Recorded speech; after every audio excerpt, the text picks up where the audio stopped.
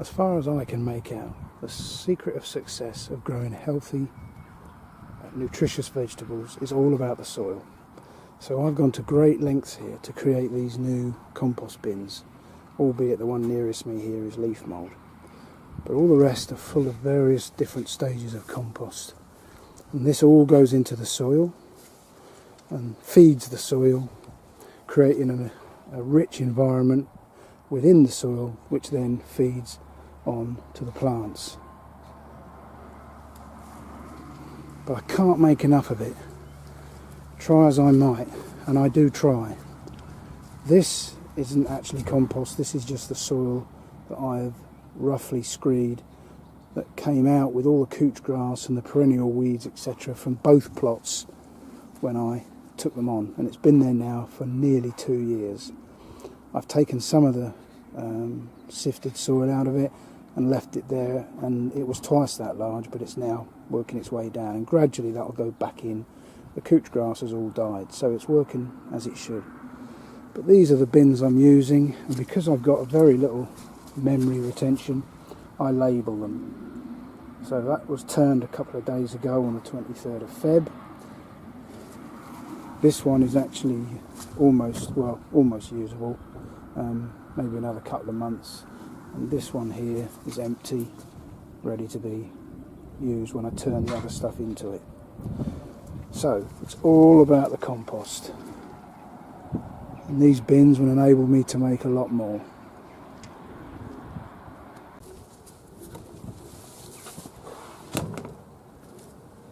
These leaves have been run over with a mower, which makes it much more fine, and has already started the process of breaking down, just like chewing your food, really.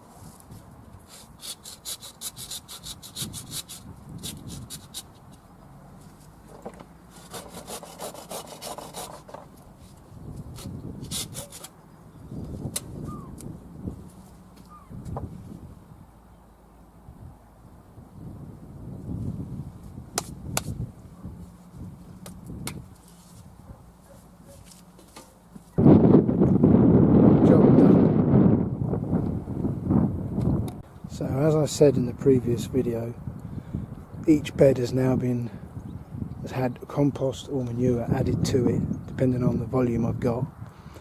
And just to let me know which has had what, I label them. I'm learning slowly that if you don't label anything and everything, I forget. So this bed here has been dug and manured, so inside that bed is a liberal layer of manure been breaking down since the autumn. Here with the garlic, so the garlics are labelled, and this bed hasn't had manure added or compost, so there's no label for that because this has been in since the autumn. All the other beds are labelled. Because of the gorgeous weather we had through February, the soil was very workable, so they've all been raked and weeded. So they're all in fairly good condition. I'm fairly happy with how they look. Just got a little bit of work left to do on the fruit bed. I put some wood ash down. We've got a wood burning stove at home, and the ash goes in the compost, but this lot's gone directly around the gooseberries and the black currants. I hope that's the right thing to do. So yeah, all the beds are looking good. Composted, manured, and ready for the crops, which I have yet to sow. Looking forward to doing that. Yet again, time for a brew.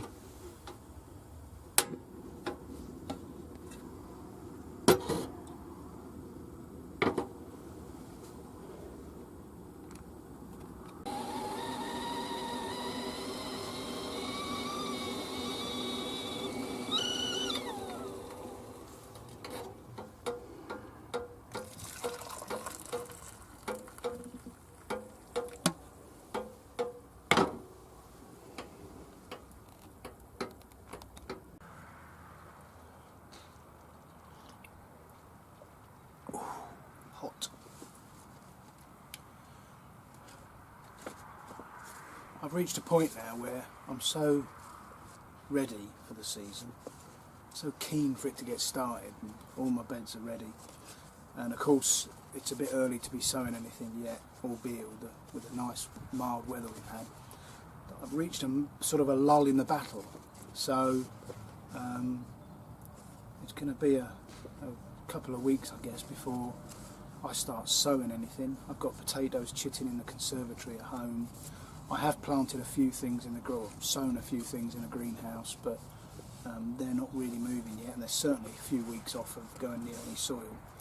And I've planned out what's going where with my limited knowledge of crop rotation, and I have a very New York style allotment in as much as it's straight roads, north, south, east and west, and the beds in between are in 4 rows, so it naturally lends itself to A, B, C, D, and then I've numbered them 1 through to 7 or 8 up here. And so on my very simple plan, I've already put what's going where. I've bought my seeds according to this plan, and some things are, don't need any preparation. Other things like the peas, I've got some frames that go in the soil, and I've pegged down, and the peas grow up those, so I've got that to do. Obviously the runner beans need their structures, and the French beans. I'm not growing dwarf French beans because although they're a lovely harvest and a wonderful food, it's such a pain to pick. I did see Cliff on Castle Hill Garden who pulled the whole plant out and picked them off that way. I have to admit that never occurred to me. I spent my summer bent down picking them off the plant 6 inches off the ground. Why I didn't think of Cliff's idea I don't know, but maybe I'll do that and then pick them, and of course he picks the whole lot and freezes it, which is a really good idea. I've learned a lot off of Cliff. But that said, this year I'm going to stick to climbing beans, and that's a lot easier to pick. So that's my very simple plan. I do like pen and paper, or pencil and paper. I'm not really an IT guy. I have enough trouble getting this video online. So that's how I work, and you know, things will change along the way. Crops won't work, other things will do well, and I shall chop and change, and we'll see how it goes.